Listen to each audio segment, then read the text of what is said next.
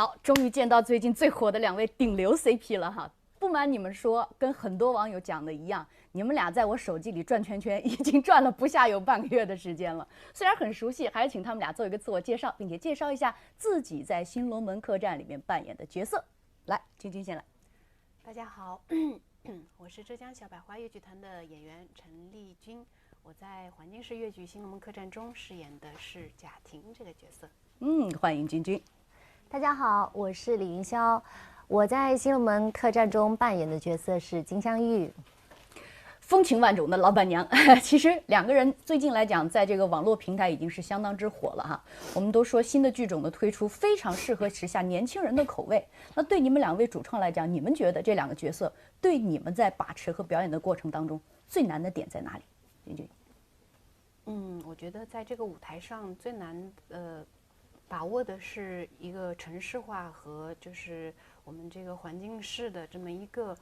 表演的分寸的一个把握吧，因为我们这个舞台是环境式的，所以它会跟观众距离特别的近，然后就会要求你的表演更加的真切。但是我们戏曲舞台上，它是离不开这个四功五法和唱念做打的，这个城市是必须在的。但是就是你要把握这个中间的这个融合的分寸，你不能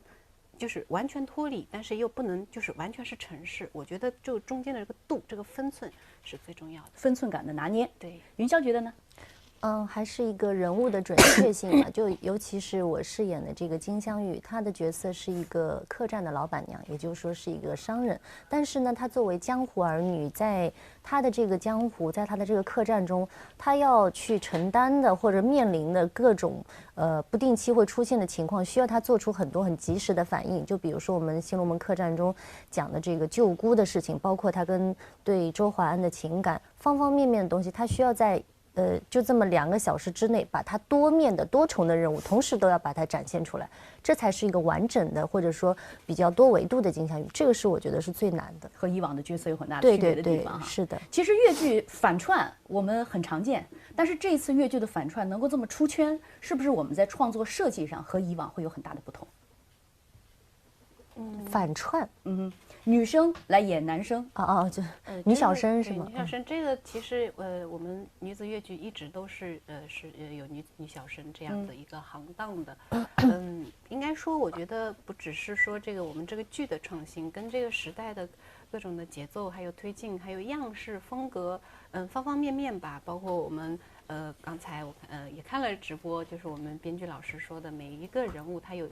各自的立体的一个形象，然后我们在这个风格上面，包括观演关系的改变上面都是有关系的。然后还有就是各大自媒体的一种推进啊，我觉得跟这种观众自发的一种喜欢和宣传都是有关系的。还有我们这次一个环境式场景的设计，包括这个沉浸式的体验，是不是更加拉近了和观众的互动？因为我在短视频平台上看到有一段哈，就是一袭红衣的老板娘，一个转圈坐在了这个客栈的酒桌上。这个时候从屏幕前面伸出一支玫瑰花，我的感觉应该是现场的观众随机递给你的，你很有互动感的拿过了这个花，对着镜头有一个眼神的回应，接下来继续一转，沉浸在自己的这个故事的情节当中了。所以在这个表演过程当中，是不是经常会出现和观众这样的互动？对，这些就是我们所谓的环境式客栈，要求我们演员具备的一个能力吧。就是因为当你走进这个客栈的时候，这一片江湖上的故事它就发生了。所以我作为这个角色，作为金镶玉，在这个客栈中所做的每一个反应，包括这是客栈的，就是客人给你送的花，那你作为金镶玉该有什么真实的反应，你就得是那样的随机吧。然后我觉得这也是可能和别的剧种不太这也是和别的一些我们以往排的一些剧不一样的地方，就是这种体验价值和观众及时的一些反应和我们即兴的一些表演，这个碰撞出来的一些火花和产生的一些剧场效应是或许也是后来被大家喜欢或者说认可，对认可的这个也很特殊的一个点吧。其实这个所有的网友，包括观众，对你们俩的点评，我都觉得特别到位。比如说对老板娘一袭红衣，说是风情万种哈，美而不俗，媚而不妖。而我们的君君呢，本是非常漂亮的一个女儿家，结果一转身变成了一个儿郎的身形哈。所以在这个过程当中，我在想，你们在回味自己表演的过程当中，会不会有的时候也会去关注一下观众、粉丝、网友的反馈？刷到这些短视频的时候，看到自己在短视频当中的形象，会不会也会陶醉其中，跟粉丝们留言互动一下？有这个过程吗？会去看吗？有时候因为现在留言比较多，有时候还是会刷到一些。我记得之前我刷到过一条，就是观众其实也会对你的人物进行一些剖析，然后他们我有时候觉得他们说的很有道理，也可以从他们的一些就是观点上吸收一些可能你自己可能没有想到的一些点，然后又有一个相互促进的一个作用，我觉得是还是蛮好的。偶尔有时候你看到的时候，可能不小心点到一条，哎，你觉得很好玩，也会有进行一些互动。会不会沉迷自恋在自己的形象当中？我是一个不只是金镶玉这角色吧，我是反正以前就是从小就有这个习惯，就是我很要看自己演的视频，就他不是自恋，其实就是因为有的时候。作为演员在台上，我想演出来的状态，并不是你真正就是你实际上演的，可能跟你想的不太一样，呈现出来可能只有70%。对，可能甚至好像不太对，所以你这种照镜子的这种方法，其实是很有用的。还有就是，观众的留言或者说大家的一些观后感，其实有的时候是会给我们一些动力的。就是说，比如说我今天每一场他的那个我的感受是不一样的，那么我在台上表演的着重点，或者说我产生的一些即兴的调整，它是不一样。会发现有一些观众他会很及时的感受到，我今天哪里是做了调整和改变的，这个时候就有一种很呼应的这种感觉，我演的你们都看懂了。这个时候作为演员的这种。就是很欣慰，然后也很高兴，对，就这个时候就会觉得很幸福啊。其实传统越剧可能给大家更多的印象是比较内敛的，是比较收着的。但是这一次在人物形象设计、性格方面，尤其是我们感觉特别张扬、特别外放，是跟剧本关系有关，还是跟人物塑造有关，还是觉得你们希望通过一个全新的形象把越剧呈现在大家面前？我觉得是。其实这个人物他张不张扬或者内不内敛，其实是看这个角色的设定是怎么样的。他倒不是说只是今天我们这个剧里面有这个人物他是张扬的。应该说，我觉得我们今天的这个剧它比较当下性，它的观剧模式呀、观演关系呀，就是很当下。我觉得现在来说，这个要让我们传统的越剧有跟上时代的节奏，就是跟现在的观众有共鸣，这一点我觉得是非常非常重要的。是我也是这种感觉，对。其实你们俩应该说是配合方面很有默契哈，给大家的感觉，一个镜头就可以看出两个人的眼神似乎都有拉丝的那种效果。你们俩是同学，是一块儿学的戏啊，一块儿从学校毕业，一块儿进的小百花，是这样的过程哈。但是最开始的话，君君学的是花旦，对，那后来怎么是转成的小生？是我的那个，我们当时是小百花和这样艺术职业学院联合创办的这么一个委培班嘛。然后我们单位呢，有一个就是演员老师陈一娜老师，然后是被派到小百花班管我们的。我进班不久吧，然后那个陈老师就说，我觉得他适合小生，然后跟我就是商量，你要不改小生吧。那时候学花旦学了多久？3年多。然后那当时我就是没有觉得自己花旦有啥特别不好的，就是可能当时没有一个专业的眼光去看待自己的这个长远的未来嘛。然后我们老师也是其实挺尊重我的，他跟我谈了3次，然后第3次呢，他可能就是按照他们的眼光，确实觉得你将来演小生发展能够更好，然后他就替我做了决定。那我在当时呢，因为老师跟你谈了3次嘛，那你肯定其实引起重视的，对，引起重视的。后来呢，我就是也尊重老师们的决定，但是当时内心呢也不是那么的愿意，对，但是也是尊重老师，相信老师的眼光。然后那这样的转变难度会很大吗？你开始那么抵触？不，从花旦到小生，我觉得这个呢是有一个专业的这个系统的一个训练在的，肯定是难的，因为相当于你现在造了一座大楼，然后你要把这个大楼重新推倒。因为我们当时我们班招生的时候，他要求就是要白纸，因为白纸它更加容易塑造。如果你已经学过的，它容易有一些，就是你如果有些不良的习惯，它很难改变，因为改变习惯是很难的。然后我当时去报考小百花班的时候，我就很担心自己考不上，因为我学过了，我已经有3年基础。他当时要求就是我要白纸。然后当时我不是改小生之后嘛，那我又有3年花旦基础，相当于我会把这个楼倒，然后再把这个地基也重新打。但是我很幸运，就是我有很多好的专业的老师，他们很严格，但是呢又很爱护我，就是把我从最基础的小生基础开始重新就打造。我特别好奇的是，比如说这样的转变具体到某一个点，比如说原来花旦在唱腔或者是手势上是怎么样的，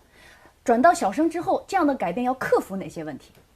惯性、幅度，就所有的，比方说你花旦，他们花旦可能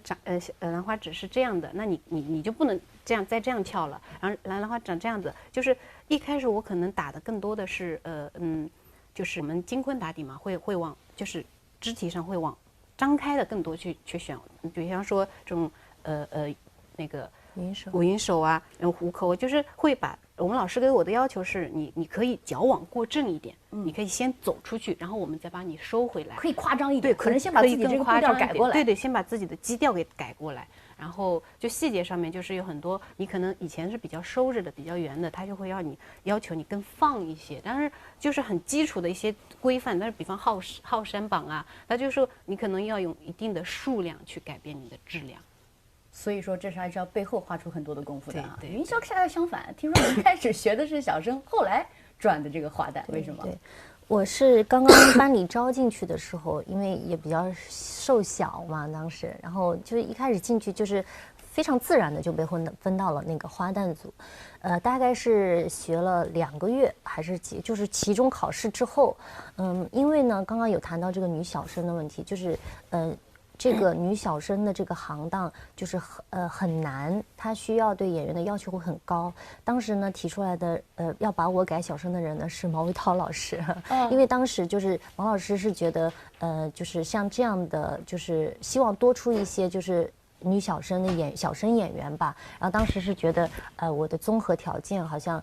还是能跟得上学习的速度或者什么，觉得还可以。肩膀也平平的，或者说是他觉得我当时他给我讲了一句特别通俗的话，他说我像王君安老师的小时候对，然后呢他就把我改到小生，然后呢就和君君一起在小生组所有的基本功，就是只学了2个月，所有的基本功是后点啊、练腿功啊，所有的技术打的全是小生。等到要开始学折子戏了，就是等到我们那个时候是金昆打底，等到要开始学，比如说花旦组开始学游园，昆曲的游园杜丽娘，小生开始学林冲夜奔的时候，他们来找我谈了，就是觉得什么呢？觉得我的脂粉气太重，就是我骨子里的，就是如果我继续演什么太娘了，就是女小生如果太娘，她就是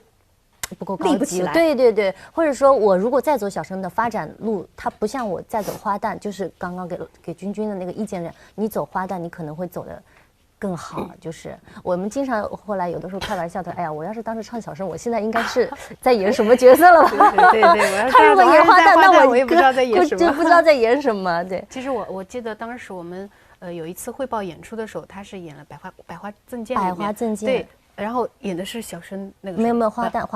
百花赠剑是花旦，有一个什么的时候是我跟现在那个我的同事青青，然后那个时候我演的柳梦梅，她是杜丽娘。我现在再回去看的时候，我就觉得天哪，是2个女生在演，就是老师们的眼光还是很准确的。他虽然对我是寄予期望，希望我也能成为小生，但是就是你一个演员，最终你的气质、你的综合条件、你的能力，就是更适合什么，这就是对戏曲要求很高的地方。你不是说你能把小生那些动作基本功打好就行的，不，它还有你本身的适不适合的问题。对。但是呢，学小生的这么1年半的过程呢，给我带来的这个东西，它更多是利大于弊的。虽然说直接就小生那个准备去学林冲夜奔了，突然让你去演杜丽娘的，那真的就是也是刚刚有提到的那个陈一娜老师，就是暑假寒假他们就决定了，我已经忘了是暑假还是寒假了，我就记得是他直接把我hold到他家里去了，然后因为学校都是放假的状态。1个礼拜之内，他把那个我们当时的这个花旦的声训老师是张志宏老师，浙江昆剧团的老师，然后把他直接叫到家里来，在他家的走廊，然后教我那个花旦的台步手该怎么放，那个花旦台步怎么样。反正就那个假期过后，然后开班的第一天，他就是来汇报一下你这个寒假里面把你教会的这些一招一式，然后就直接学的昆曲的这个杜丽娘了。所以在这个过程当中，老师对你们的指导和帮助是非常那之大的。当然，他就是引路人嘛。对，刚刚在你们聊的过程当中，感觉两个人之间的故事会有很多啊。其实很多网友也很好奇的，在屏幕上这么默契的一对 CP， 平时私下里生活当中的交往是一种什么样的状态？好姐妹之间。其实我们都有各自的这个交友的圈子吧。我们其实我们大多数在剧团里面工作，不止我跟他，就是我们这一波群体都是吃住在一块儿的。其实是我们群体或者是我们这样一个剧团的生活模式，让大家的情感都非常好。其实我们私下关系都非常的好。对对，因为就是像我们工作其实挺忙碌的，一年可能4季就是跟家人时间待在一起的时间是非常少，但是基本上我都跟同事在一起，大家都像一个大家庭一样，就是吃苦也在一起，开心也在一起，就是哭也在一起，笑也在一起，就是不单单只是说我跟云霄，是我们整一个集体，所有的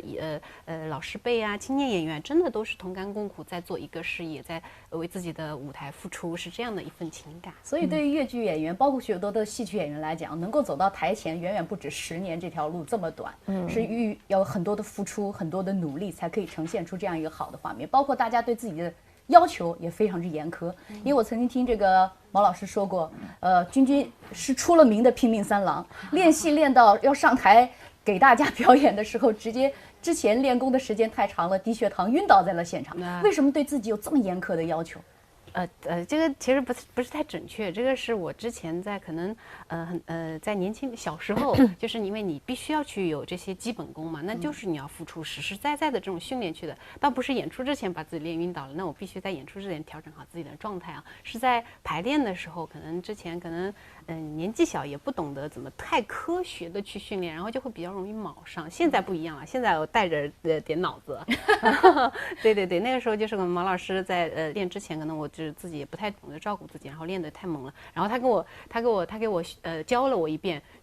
之后，毛老师呢就跟你讲课，讲啊讲，就是我想告诉老师我有点不舒服，但是呢我又没找到那个气口。然后等到我老师发现我已经就是有点不舒服，他说君你怎么？我说老师我。就倒下了。就是我觉得就是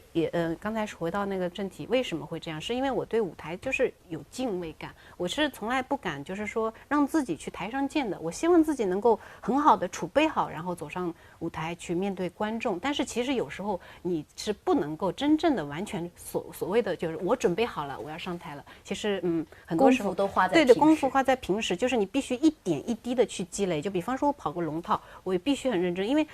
这样刚才说台上1分钟台下10年功，你要积累到能走上台，你可能要10年、20年、30年，但是你要放松自己的话，可能10天、半个月、1年你就没了。所以我就是很担心自己，就是可能如果点滴中放松自己的话，我就可能就是不是我心目中的我自己了。这就是对自己心目中的标杆和要求所在哈。包括云霄，大家都叫你水袖公主哈，10米长袖这甩出去练，也不是1天2天就能练出来的。可能大家看到的更多的是，就是比如说在水袖上的这个，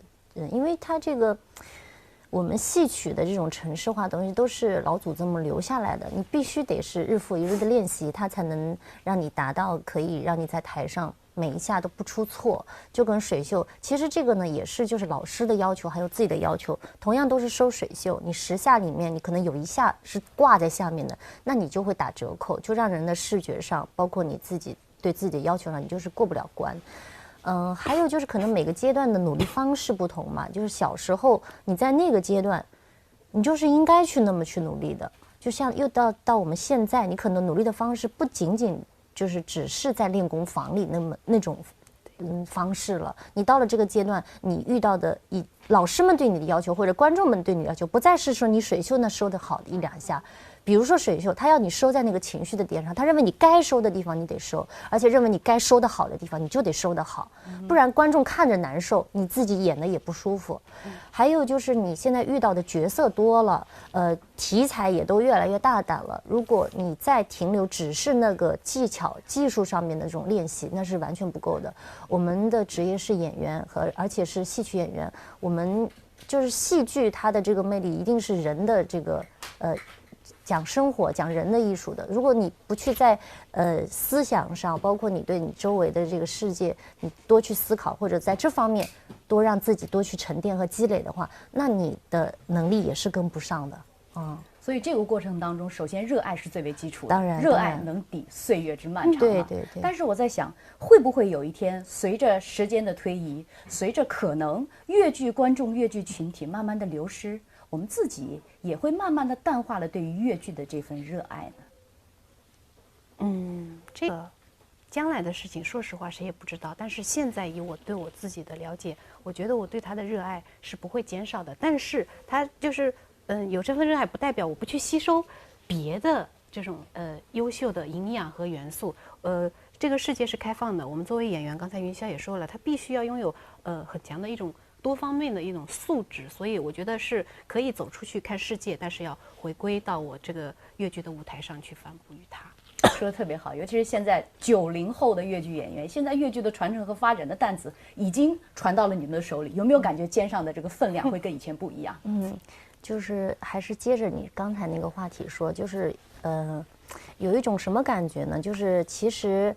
我选择做越剧，并不是当时并没有想的那么复杂，说这个担子啊、责任啊，不，我只是因为它美，我只是因为喜欢，我只是因为那份很纯粹的热爱，我走进了这个世界。那当我在这个里面之后，我可能才明白，原来我做的这件事情，它的意义、它的价值是这样的。那么我已经身处其中了之后，不管说这个观众，他的这个是不是有很多或者什么，但是不管你们在哪里，我就在这儿了。更何况现在有那么多的更多的人在关注，有那么多的自媒体，就像最近一样，就是这种现象更加会促进我们，也证明了我们这么多年的坚持，或者我们的初衷的那种天生的一种萌生对这份东西的这种热爱，对这个职业的这种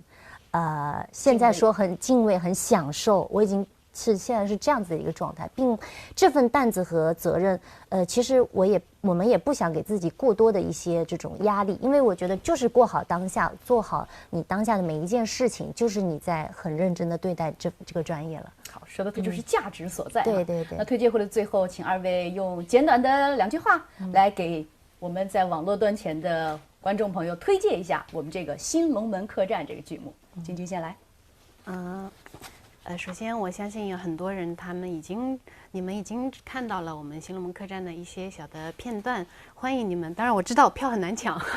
相当难抢。对，希望你们能够继续的支持我们，然后我们也不会只有一部新龙门客栈，我们会在将来的日子里创作出更好的作品。但是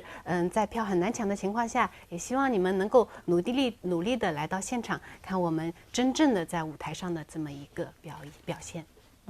云霄。就是大家都来吧，老板娘好酒好菜准备着，就这样。说到这2个角色，我还在想一个问题哈，你们俩会不会觉得会有一天自己在《新龙门客栈》当中的角色难以超越？什么意思？未来比如说会有新的一些剧本或者是新的角色，但是目前《新龙门客栈》这2个角色的定位给你们俩已经很高了，这个高度容易去逾越吗？